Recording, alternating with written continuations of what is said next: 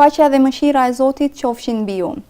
Javëve të fundit, temë diskutimi ka qenë projekt Kodi Civil, i cili krahas shumë dispozitave të tjera vërtet rëndësishme, parashite edhe bashkësinë civile mes personave të së njëjtës gjini.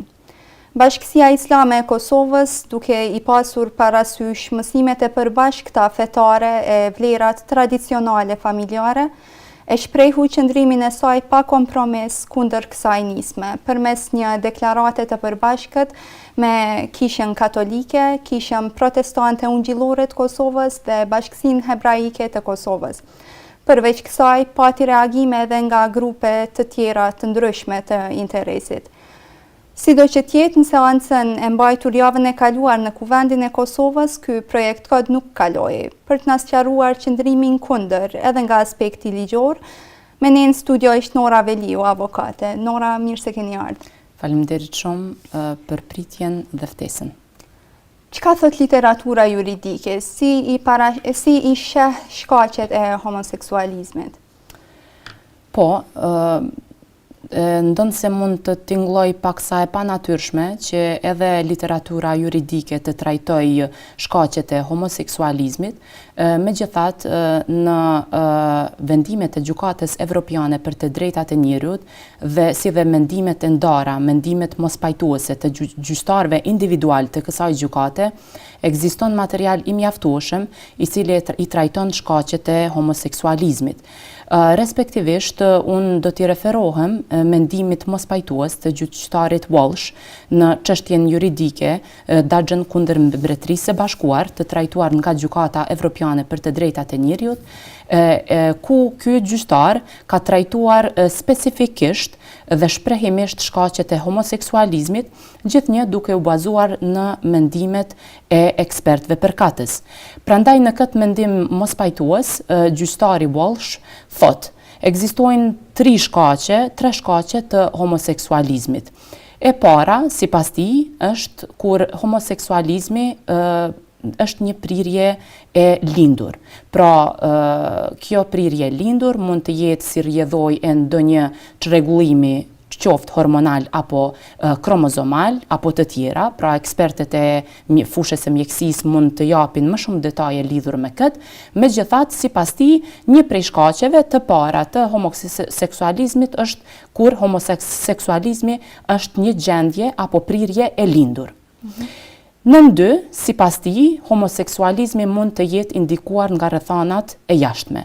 Çka do të thotë kjo? Unë mund të jap shembuj ndoshta edhe nga historia jonë, respektivisht kur në familjet tona tradicionale shqiptare është konsideruar si një mangësi e madhe mungesa e djalit, do të thonë mungesa e trashëgimtarit ligjor në familjen tradicionale shqiptare. Prandaj në këto rrethana është shkaktuar një gjendje e pazakont ku ndoshta një femër, një vajzë e asaj familje ka filluar të sillet si djalë për t'ja një farforme për të ngushëlluar babain ose nënën ose të dy prindrit për mungesën e djalit, mungesën e trashëgimtarit ligjor. Neve kemi edhe veprën e shkrimtarit Haki Stërmilli, sikur t'isha djalë, e që na elaboron në detaje një gjendje të tillë, ku ndoshta një sjellje e caktuar e vajzës, do të thonë sjellje mashkullore, është tërësisht e inspiruar nga rrethanat e jashtme, nga kultura, nga tradita e të tjera. Pra ky është shkaku i dytë. Ndërsa sipas gjyqtarit Walsh ekziston edhe shkaku i tretë, e ajo është kur homoseksualizmi është një gjendje tërësisht e zgjedhur. Pra sipas tij, do të thonë sipas shprehjeve specifike të cilët ai i përdor në mendimin e tij mospajtues, kjo gjendje mund të jetë komplet e zgjedhur në aspektin që personi i cili zgjedh këtë gjendje e bën këtë vetëm sa për të provuar një përvojë të re.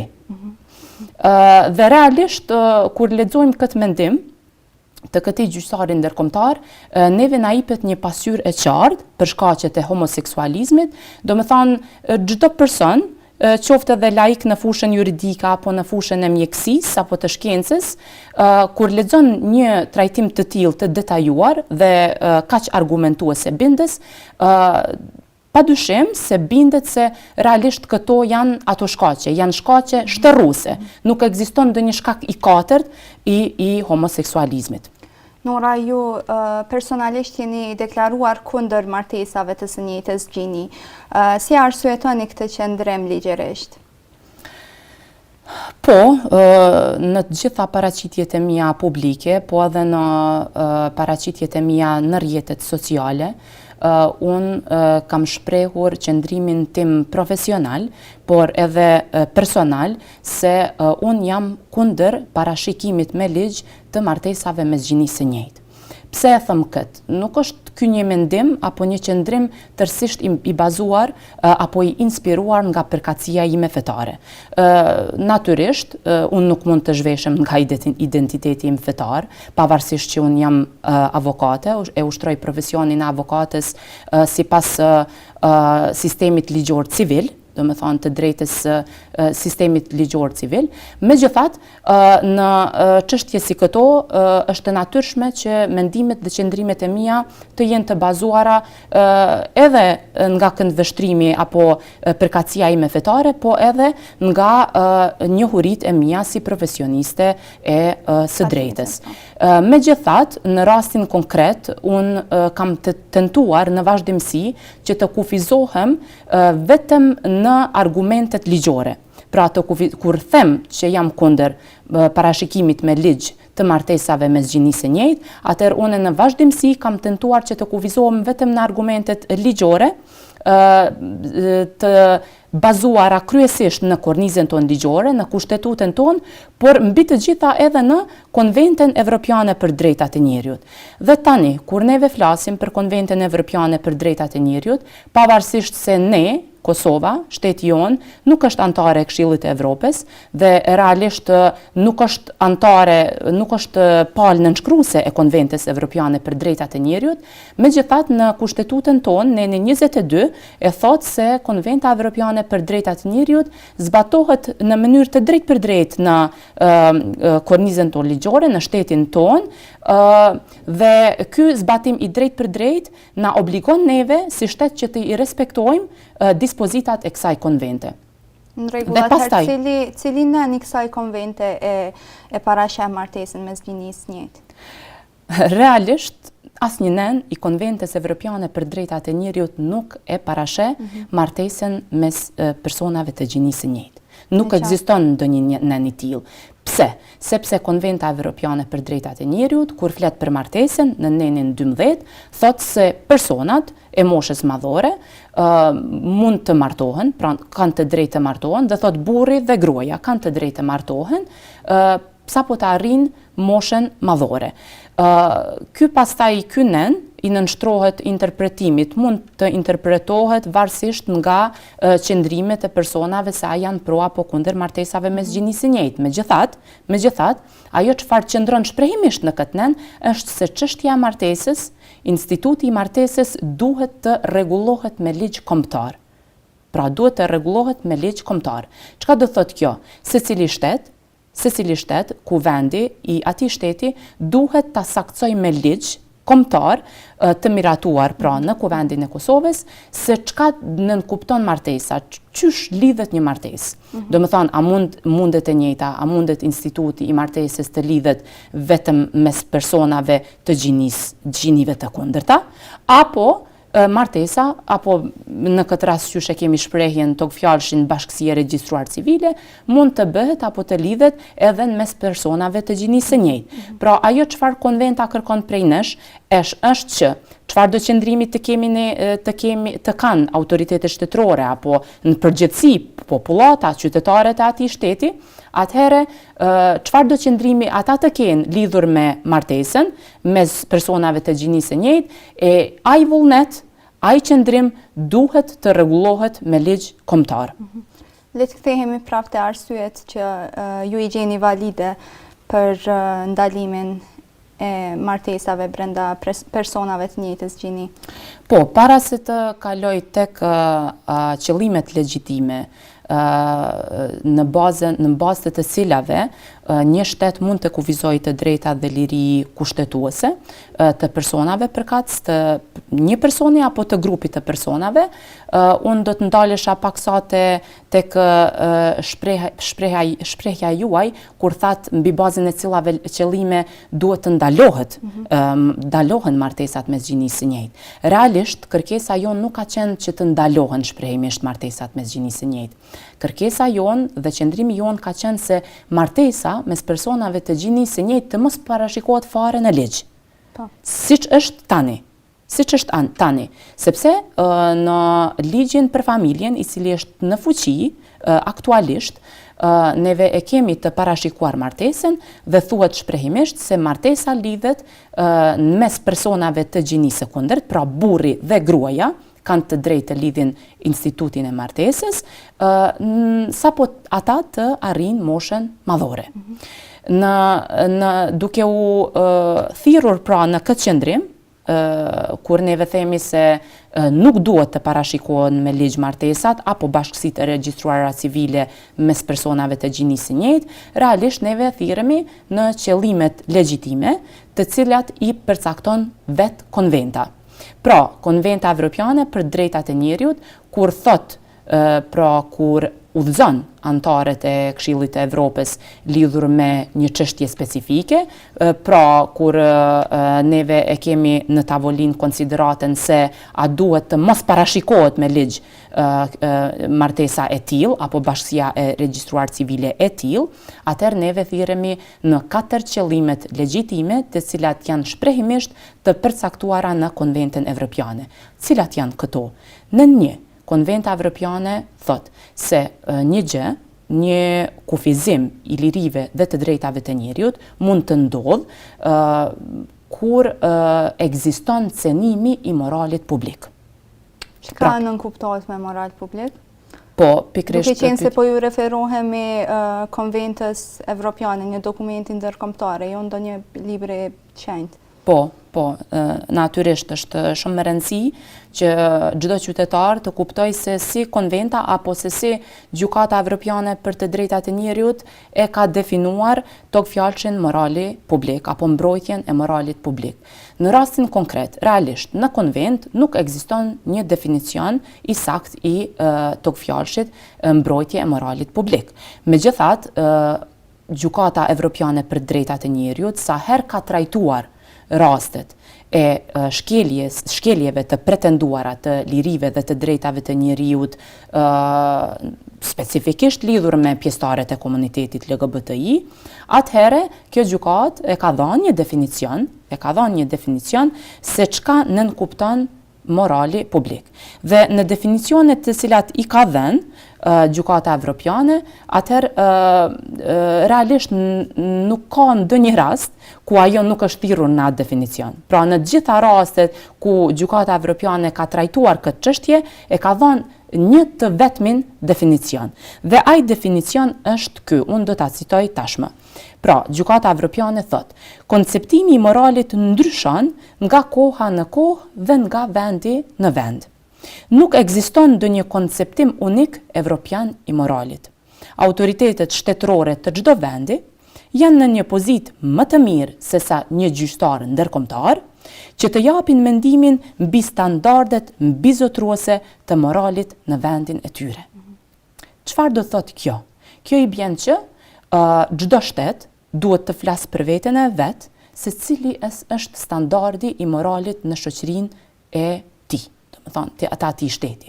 Realisht neve mund të marrim si shembull se një praktik, çfarë do qoftë ajo, qoftë lidhjet jashtëmartësore mes të rinjve apo të tjera, mund të konsiderohen tërësisht normale në shoqërinë shembull të Malit të Zi apo të Serbisë, pra unë flas për Malin e Zi sepse unë kam preardhjen nga Mali i Zi, ndërsa të njëjtat lidhje jashtëmartësore të rinjve do të konsideroheshin diçka jashta natyrës, jashta standardit të moralit shoqëror në shtetin e Kosovës.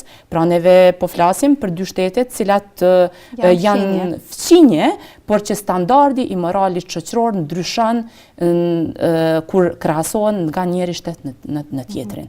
Pra, duke u thirrur në këtë, neve përsëri i kthehemi definicionit të Gjykatës Evropiane për drejtat e njeriut, lidhur me standardin e moralit shoqëror, e që realisht kjo gjykatë na e ka lënë vetë neve, shtetit tonë, që të përcaktoj se cili është standardi i moralit shoqëror në vendin tonë.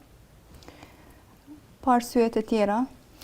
Po, gjithsesi, kemi edhe qëllimet legjitime të tjera, për mbrojtjen e të cilave shteti përkatës mund të mos parashikojë një çështje me ligj, por mund edhe të ndaloj shprehimisht me ligj. Prandaj neve kemi thënë në vazhdimsi, neve po lobojmë që kjo çështje, martesa apo bashkësia e regjistruar civile, të mos parashikohet në ligjet tona, në kornizën tonë ligjore. Megjithatë, neve kemi thënë dhe kemi ritheksu se për mbrojtjen e qëllimeve legjitime, të cilat i përcakton Konventa Evropiane, realisht martesa mes personave të gjinisë së njëjtë mundet edhe me u ndalu shprehimisht me ligj. Megjithatë, po kalojmë te mbrojtja e qëllimit të dytë, pra mbrojtja e shëndetit publik. Ky është qëllimi i dytë, të cilin e përcakton konventa si një qëllim legjitim, cilin shteti përkatës mund ta mbrojë duke mos e parashikuar me ligj një çështje specifike apo duke e ndalu. Po, mbrojtja e shëndetit publik, realisht për këtë qëllim legjitim duhet të flasin ekspertët e lëmisë mjekësisë apo të shkencave të tjera të cilat vinë në konsiderat kur flitet për shëndetin publik. Realisht këtu hyjnë edhe psikologët edhe neuropsikiatrat dhe mjekët e fushave respektive. Megjithatë, nga ajo çfarë unë kam lexuar, domethënë në literaturën juridike, realisht ekzistojnë të dhëna shkencore se metoda se në të cilën personat homoseksual i plotësojnë nevojat e tyre seksuale, realisht ekzistojnë të dhëna shkencore të pakontestueshme se kjo metode plotësimit të nevojave seksuale ka kapacitet të cënoj shëndetin publik. Në çfarë aspekti?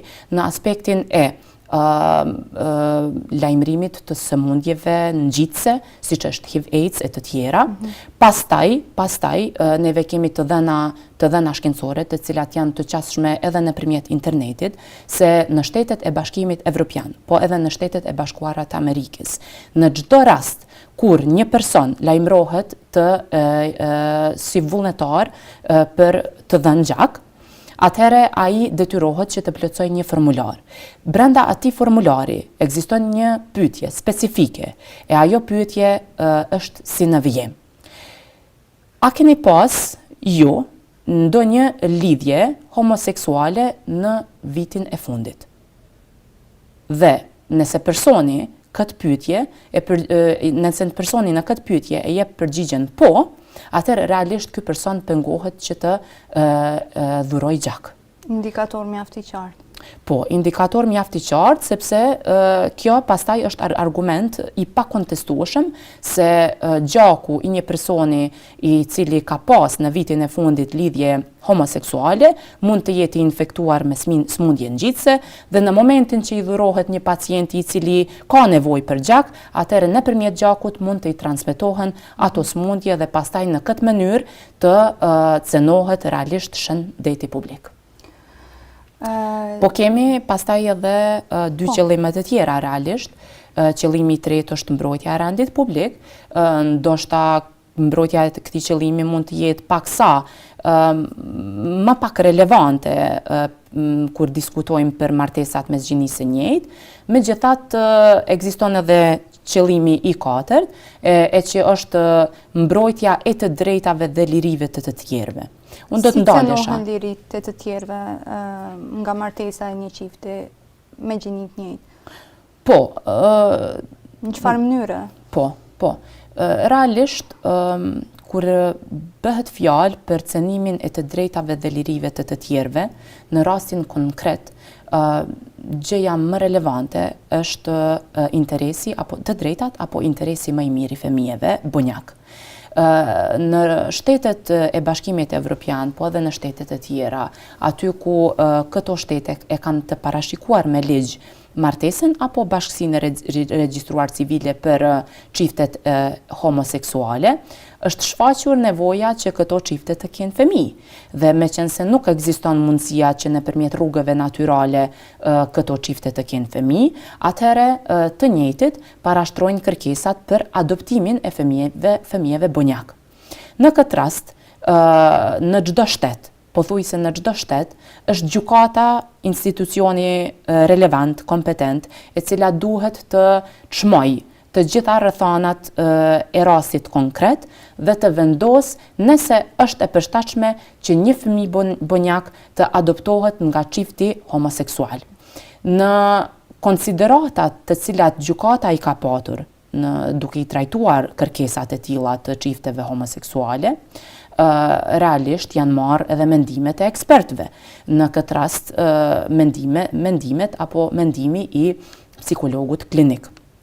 Dhe pyetja e cila është trajtuar, çështja e diskutueshme e cila është trajtuar në gjykat ka qenë kjo: a është e përshtatshme për zhvillimin e rregullt dhe të shëndosh psikoemocional të një fëmiu bonjak që i njëjti të adoptohet nga çifti homoseksual? Pra kjo ka qenë pyetja. Dhe në trajtimet dhe në mendimet që ekspertët kanë dhënë, në këtë rast psikologët klinik, ka të dhëna të pakontestueshme, material shkencor të bollshëm, ku thuhet se një adoptim i tillë nuk është i përshtatshëm për zhvillimin e rregullt dhe të shëndosh psikoemocional të fëmijët bonjak. Pse? Sepse, sipas shkencës së psikologjisë, realisht edhe nëse fëmiu do të rritet nga një nën, vetëm një nën, apo një baba, i njëjti do të kishte mangësi dhe pengesa shumë të mëdha në zhvillimin e rregullt dhe të shëndosh psikoemocional, nga se atij do t'i mungonte figura e prindit tjetër. Dhe në këto konsiderata realisht është trajtuar edhe çështja e adoptimit të fëmijët nga dy nëna apo dy baballar në këtë rast, siç e kemi çiftet homoseksuale, dhe kur është trajtuar kjo temë, është arritur në konstatim se për zhvillimin e rregullt të shëndosh psikoemocional të një fëmiu nevojitet figura e nënës dhe figura e babait. Nuk zëvendësohen, do të thotë. Nuk zëvendësohen. Pra, konstatimet përfundimtare të psikologëve klinik kanë qenë të atilla se dy baba nuk mund të zëvendsojnë një nën dhe dy nëna nuk mund të zëvendsojnë dy baballar. Pse? Sepse sipas tyre figura e nënës manifeston dashurinë, manifeston empatin, manifeston mëshirën dhe nënat realisht dhe faktikisht janë të mbipërfshira në kujdesin ndaj fëmijëve, ndërsa figura e babait e përfaqëson autoritetin përfundimtar në familje, e kemi fjalën. Prandaj, meqense edhe unë jam nën, edhe unë mund të flas nga përvoja, edhe në rastet kur fëmijët e mi e keq përdorin në thojza mirësinë time, mëshirën time dhe një farforme rebelohen ndaj vendimeve të mia, në momentin kur është prezenca e bashkëshortit, ata qetësohen plotësisht, sepse konsiderojnë se nuk ka alternativë tjetër. Pra kjo është nga përvoja ime.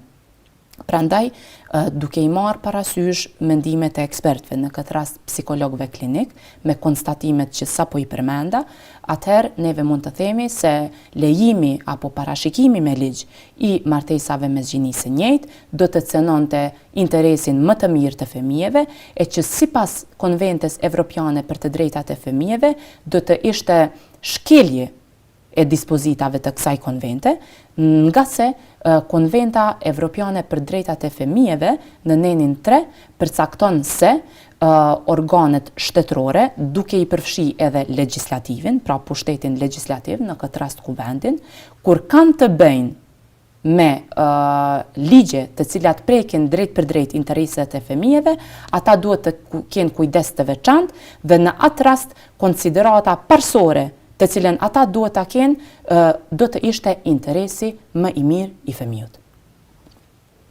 Nora, realisht në projekt kod nuk përmendet, nuk cilësohet si martesë, por cilësohet si bashkësi e regjistruar civile. Pa marrë parasysh se miratimi eventual i projekt kodit do të shpinte të një ligj i veçantë që do të vlente për martesa apo jo.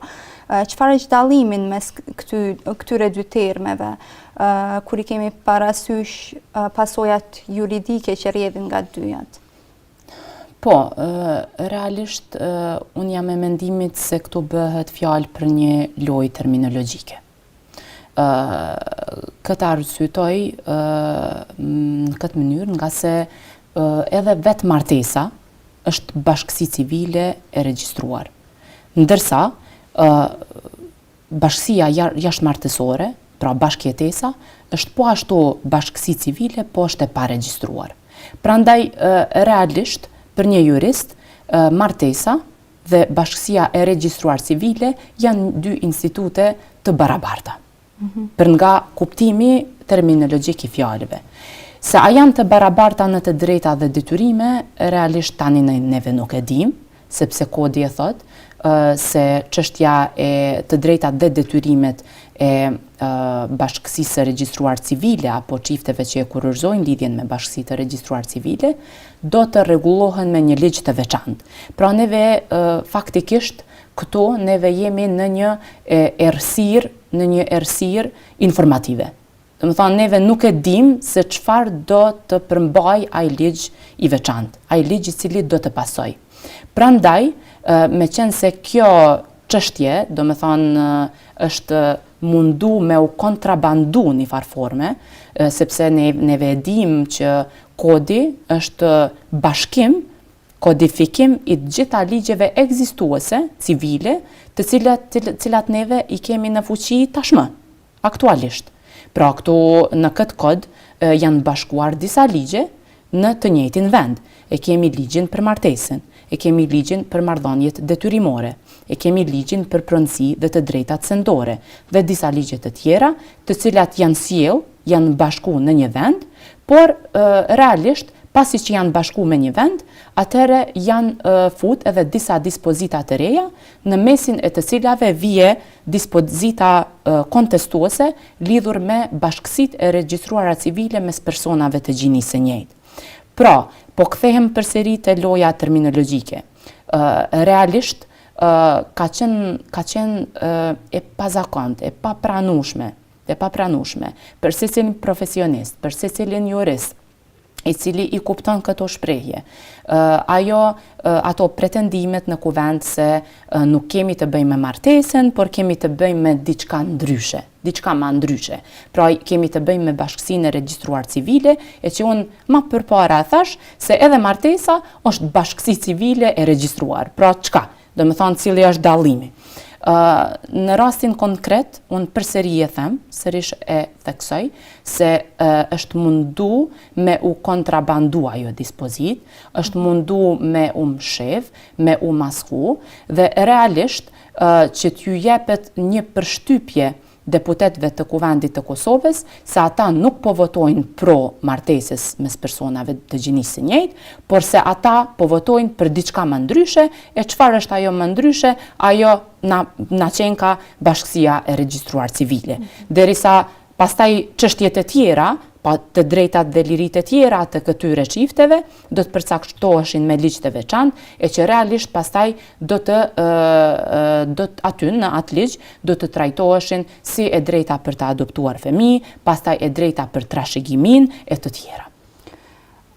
Nora, para së gjithash, ka qenë një dokument shumë i rëndësishëm. Ka reguluar raportet ndryshme, ka reguluar segmentet ndryshme tjetës së përditshme, si vjen fjala trashëgimia, transaksionet ekonomike, marrëdhëniet familjare, të drejtat e njeriut, të drejtat e fëmijëve e tjera. Është për të ardhur pak keq që për shkak të një dispozite të vetme të nxirret gjithë kjo problematik. Çka mendoni se duhet të ishte bërë paraprakisht? A do duhej të kishte konsulta me grupet ndryshme të interesit? Po, gjithsesi, sepse në rastin konkret, nëse neve e analizojmë komplet kohën e cila i ka paraprir votimit në kuvend, pra votimit në lexim të parë të projekt kodit civil në kuvend, neve e shohim dhe e konstatojmë se nuk ka pasur debat publik. Pra, këtij votimi nuk i ka paraprir debati publik. E kjo është një mangësi shumë e madhe, sepse ky kod i prek të gjitha aspektet e jetës së qytetarëve. Siç e thatë edhe ju, pra edhe aspektin e të drejtës familjare, edhe marrëdhëniet detyrimore, edhe marrëdhëniet trashëgimore, marrëdhëniet pronësore, dëmton të drejtat pronësore, pra të gjitha aspektet e jetës sonë i prek ky projekt kod civil. Realisht, me qenë se i prek të gjitha aspektet e jetës sonë, atëre si çdo ligj tjetër, sikur miratimi të çdo ligji tjetër që i paraprin edhe është domosdoshmëri të i parapri debati publik, ashtu edhe në këtë rast është dashur të zhvillohet debati publik me të gjitha palët e interesit. Kush janë palët e interesit në këtë rast? Jemi ne, qytetarët e këtij vendi, cilët jemi të moshës madhore dhe me të drejtë vote, e të cilët i kemi zgjedh të zgjedhurit tanë, pra deputetët, që në emrin tonë dhe vullnetin tonë ta çojnë përpara në kuvend. Pastaj palët e tjera të interesit janë shoqëria civile, padyshim, të cilat janë grupime të ashtu të qytetarëve, e të cilët tërë veprimtarinë e vet e ushtrojnë për të mirën e përgjithshme, dhe gjitha palët e tjera, kushdo qofshin ata ose ato.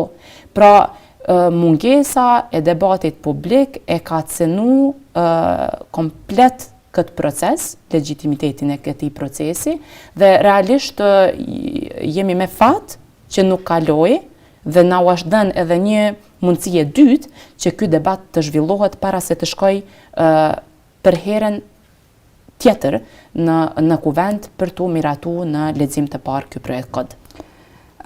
Nora, me njëherë pas refuzimit të projekt kodit civil, ka pasur reagime nga Bashkimi Evropian, të cilët na bën me dije se mund të ketë pasoja serioze për integrimin e ardhshëm evropian, për të ardhmen e evropiane të Kosovës. Si mendoni ju, a mund të ketë kjo pasoja? Realisht, unë mendoj se në rast se Kosova nuk i parasheh me ligj martesat apo bashkësitë e regjistruara civile për personat të gjinisë së njëjtë, unë mendoj se kjo çështje nuk do ta ndikoj as pak procesin e antarësimit në BE të Republikës së Kosovës. Pse e them këtë? Sepse në Këshillin Evropian e po ashtu në Bashkimin Evropian, prej 47 shteteve që janë anëtare të Këshillit të Evropës, janë vetëm 16 shtete të cilat e kanë të parashikuar në kornizën e vet ligjore martesën e personave të gjinisë së njëjtë. Pastaj kemi edhe 16 shtete të tjera, të cilat e kanë të parashikuar në kornizën e vet ligjore bashkësinë e regjistruar civile. Pse e kanë bërë këtë dallim? Sigurisht se e kanë bërë në aspektin e disa kufizimeve që bashkësia e regjistruar civile mund t'i ketë në aspektin e të drejtave dhe të drejtave të ndërsjella, po edhe të drejtave në raport me palët e tjera, siç janë fëmijët, bonjakët e çështja e trashëgimisë e të tjera. Megjithatë, neve kemi pra prej 47 shteteve të anëtare të Këshillit të Evropës, neve i kemi gjithsejt 16 shtete të tjera, të cilat në kornizën e vet ligjore nuk e kanë të parashikuar as martesën e as bashkësinë e regjistruar civile të mes personave të gjinisë së njëjtë. Pra, ato shtete janë anëtare aktuale të Bashkimit Evropian dhe anëtare aktuale të Këshillit të Evropës.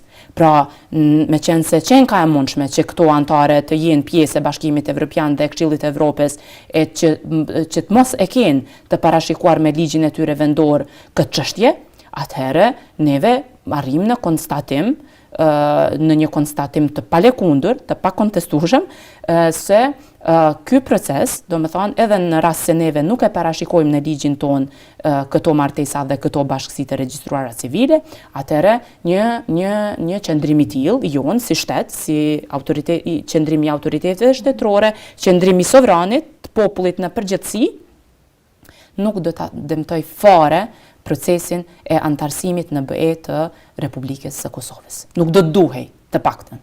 Thatë më herët se kjo çështje do të kthehet në diskutim, apo jo? Gjithsesi,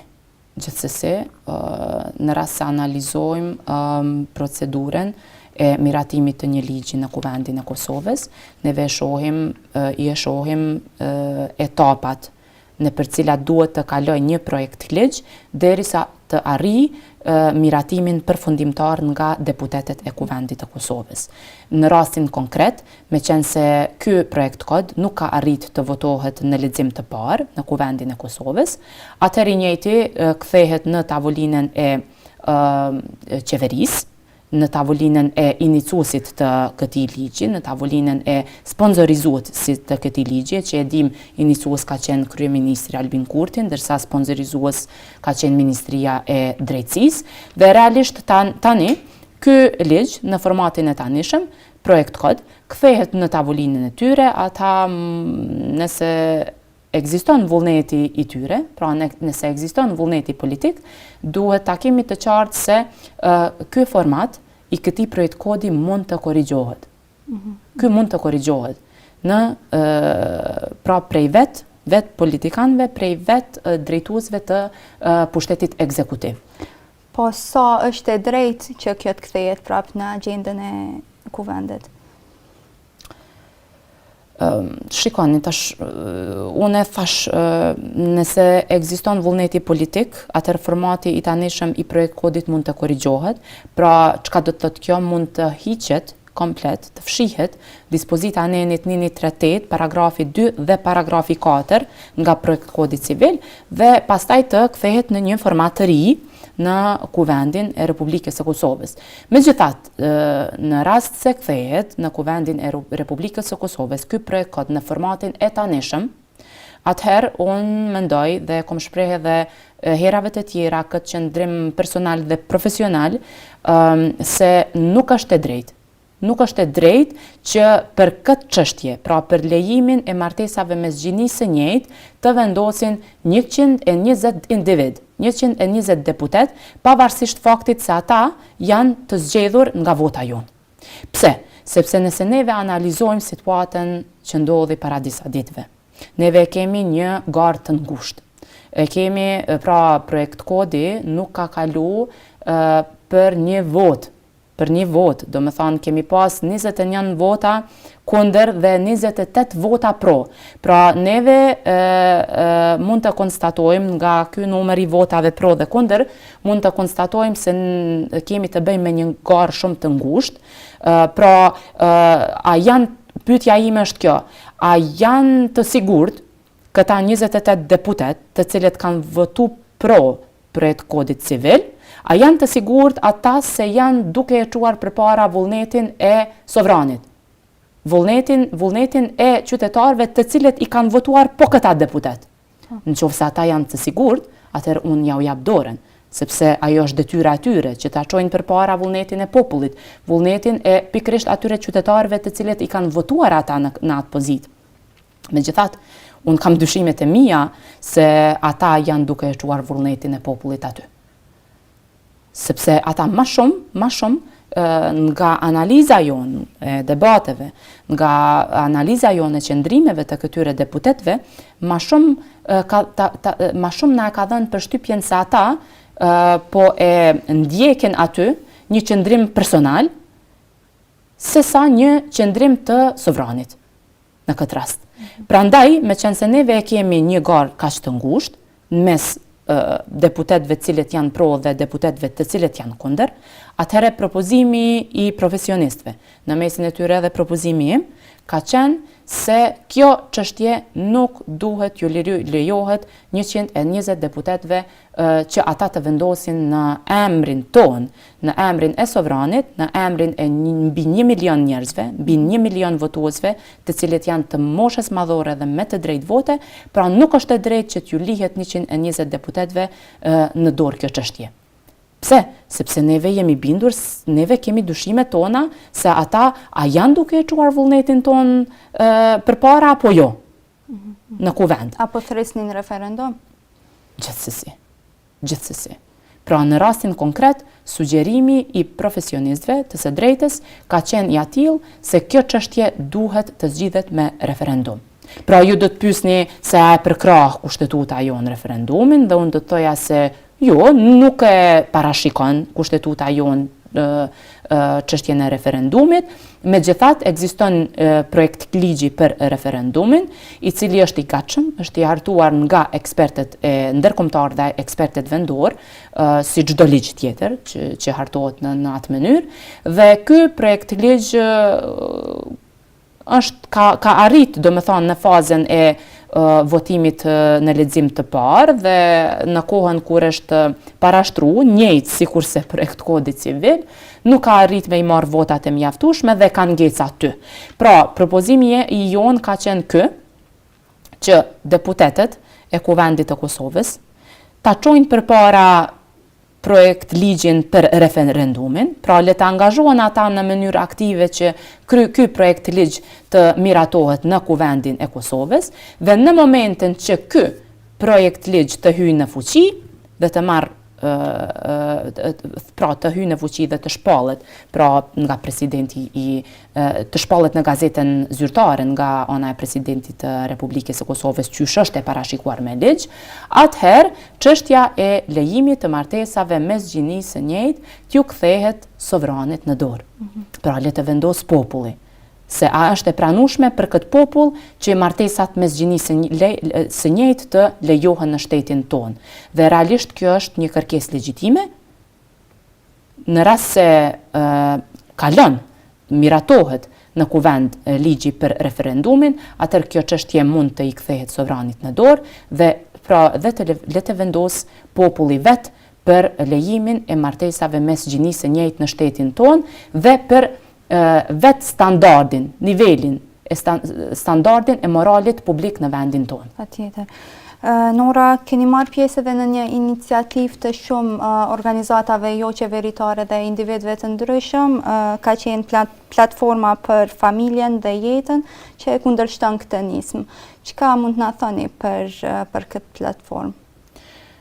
Po, kjo platformë ka për qëllim që të kundërshtoj në mënyrë aktive miratimin e potencial të projekt kodit civil në formatin e tanishëm.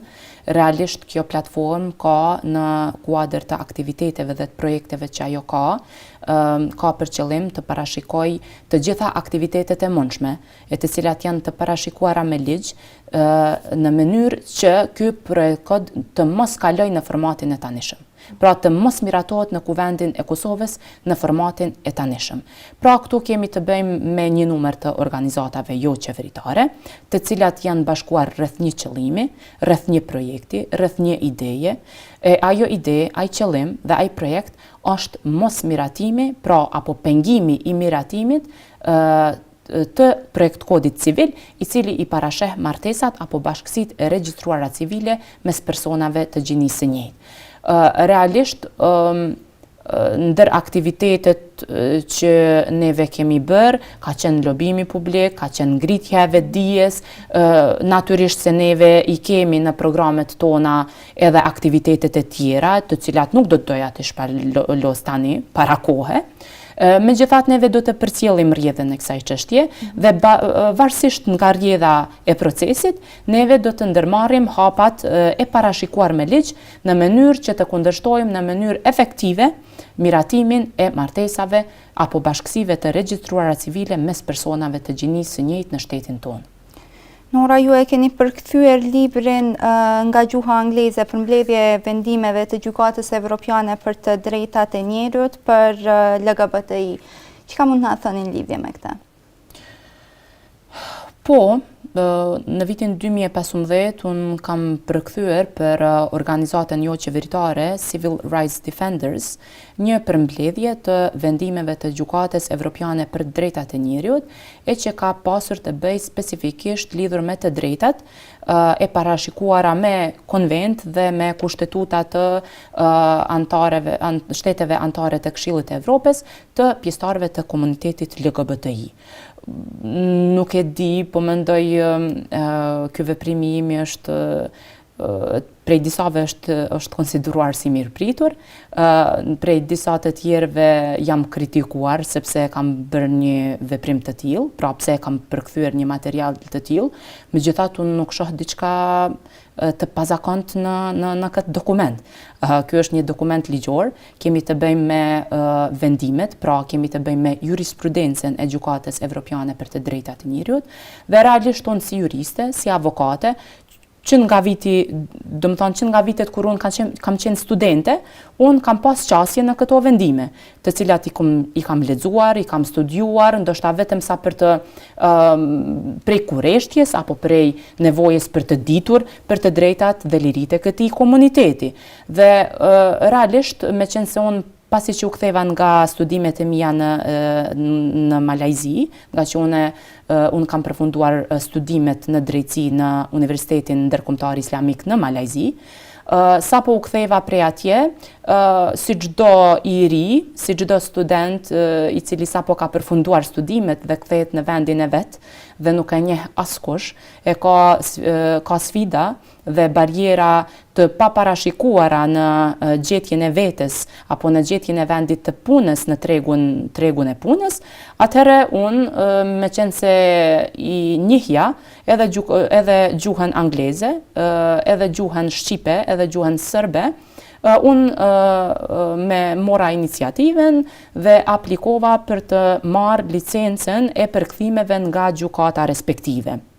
Pra, ekzistojnë disa kriteret cilat gjykatat i kanë për të dhënë atë licencë të përkthimeve, dhe realisht pasi unë përfundova i plotësova të gjitha kriteret dhe i plotësova të gjitha kushtet dhe intervistat të cilat janë të saktësuara me ligjet dhe aktet nënligjore të shtetit tonë, atëherë unë mua mu dha një vendim i cili kishte efektin e licencës së përkthimeve për gjuhë angleze, gjuhën shqipe dhe gjuhën serbe dhe anasjeltas. Dhe në momentin kur unë fitova këtë licencë, oferta e parë e cila më ka ardhur nga shoqëria civile për përkthime, unë të njëjtën e kam pranuar, sepse nuk e kam parë se po bëj diçka të pazakont. Realisht unë në atë rast kam përkthyer një material juridik dhe kam ofruar shërbimet e mia të përkthimit, për cilat shërbime unë kam poseduar një licencë të parashikuar me ligjet vendore të shtetit tonë. Po t'ju pyes pak se a do të veproni t'ju si avokate, ndonjë pjesëtari të komunitetit LGBTI, kur bëhet fjalë për shkeljet e të drejtave dhe lirive të njerëzit. E kam fjalën në përjashtim të drejtës për martesë. Padyshim se po. Padyshim se po. Çdo pjesëtar i komunitetit LGBTI është qytetar i këtij vendi. Para se gjithash, çdo pjesëtar i komunitetit LGBTI është njeri. E pastaj është qytetar i këtij vendi. Do të ishte në kundërshtim të plot me etikën e avokatit që një avokat të refuzonte të përfaqësonte interesat dhe të drejtat e ndonjë pjesëtare të këtij komuniteti vetëm pse ai përket komunitetit të homoseksualëve apo komunitetit LGBTI. Pra, në rastin konkret, unë do të pranoja, pra unë do të nënshkruaja çdo autorizim, realisht unë do të pranoja çdo autorizim të nënshkruar nga ndonjë pjesëtar i këtij komuniteti, e kur bëhet fjalë për luftën për të drejtat dhe liritë e njeriut të cilat janë të përcaktuara me kushtetut dhe me ligjet tona vendore.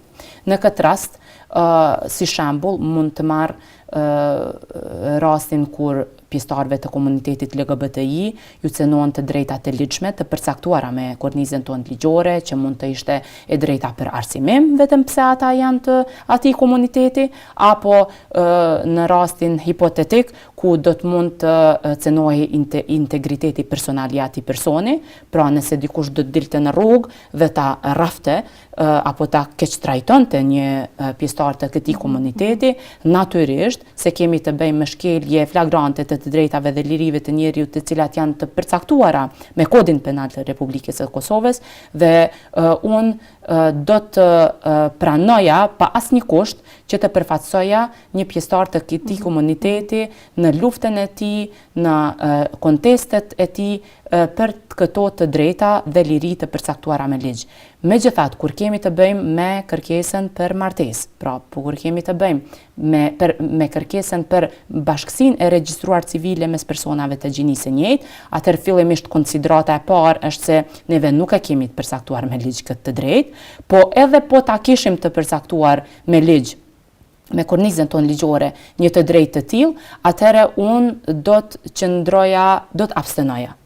Unë do të abstenoja. Pse do të abstenoja? Sepse unë, edhe pse jam avokate, edhe pse unë në përditshmëri lidhur me punën time profesionale, duhet të bazohem dhe të konsultohem me ligjet civile, pra me ligjet laike, realisht unë nuk mund të zhveshem nga identiteti im fetar. Dhe realisht, me qenë se identiteti im fetar, me qenë se feja ime nuk i lejon martesat mes personave të gjinisë së njëjtë, atëherë unë do të konsideroja se unë nuk do të përfaqësoja dënjësisht një kërkesë të pjesëtarit të komunitetit LGBTI për martesë apo për bashkësi të regjistruara civile. Pra në rastin konkret unë thjesht nuk do të përfaqësoja dënjësisht kërkesën e klientit tim potencial. Pra kur po ju pyes për në cilësinë e avokates se a do ta miratonit, ju po thoni jo, mos të martohen, le të bashkëjetojnë privatësi. Mirë po, kur ju pyes në cilësinë e besimtares muslimane, si do të përgjigjeshit? Faleminderit për pyetjen, është shumë e rëndësishme që të bëhet një diferencim i tillë.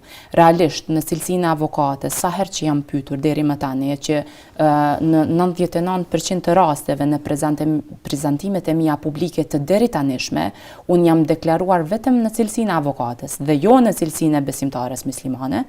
Pra, në cilësinë e avokates unë në vazhdimsi e kam thënë jo martesë, po bashkëjetesë. Pse e kam thënë këtë? Sepse neve në kornizën tonë ligjore nuk e kemi të parashikuar me ligj martesën apo bashkësinë e regjistruar civile për personat e gjinisë së njëjtë. Dhe kjo pastaj ka pasuar lobimi kundër kësaj nisme. Megjithatë, në kornizën tonë ligjore nuk ekziston asnjë kufizim i vetëm që personat e këtij komuniteti të bashkëjetojnë. Dhe kjo vlen njëjtë edhe për çiftet heteroseksuale, realisht. Bashkëjetesa është e lejuar. Dhe këtu doja të ndërlidhesha edhe me vendimet e Gjykatës Evropiane për Drejtat e Njerëzit, se në rrethanat kur ka ekzistuar ndonjë kontest ndërmjet një pjesëtari të komunitetit LGBTI, i cili ka kërkuar të martohet, që kjo kërkesë pastaj është kufizuar apo nuk është plotësuar nga shtetet anëtare të Këshillit të Evropës, çdo herë kur Gjykata Evropiane për të drejtat e njerëzit e ka trajtuar një kërkesë të tillë, asnjëherë nuk është bazuar në nenin e Konventës Evropiane i cili e trajton martesën. Pra në çdo rast ku ju është akorduar pjesëtarëve të këtij komuniteti një drejt, Gjykata Evropiane është thirrur në nenin përkatës i cili ka të bëjë me të drejtën për respektimin e jetës private. Pra, edhe Gjykata Evropiane e mban atë qëndrim që kjo çështje më shumë anon ka e drejta për respektimin e jetës private, se sa ka e drejta për martesë. Se neve e dim se martesa e natyrshme bëhet mes personave të gjinisë së kundërt dhe ajo e ka një qëllim, e ka shtimin, domethënë shtimin e familjes, shtimin e popullsisë dhe realisht e ka rritjen e shëndosh, domethënë rritjen e shëndosh të fëmijëve, të pasardhësve tanë, e cilët janë e ardhmja jonë. Megjithatë, po kthehem përsëri te pyetja, në rast se unë do të pyetesha si besimtare muslimane se a jam pro apo kundër martesave mes personave të gjinisë së njëjtë apo edhe bashkëjetesës, atëherë përgjigjja ime do të ishte kjo. Sipas bindjeve të mia fetare, pra jo martesës mes personave të gjinisë së njëjtë dhe jo bashkëjetesës mes personave të gjinisë së njëjtë. Pse e them këtë?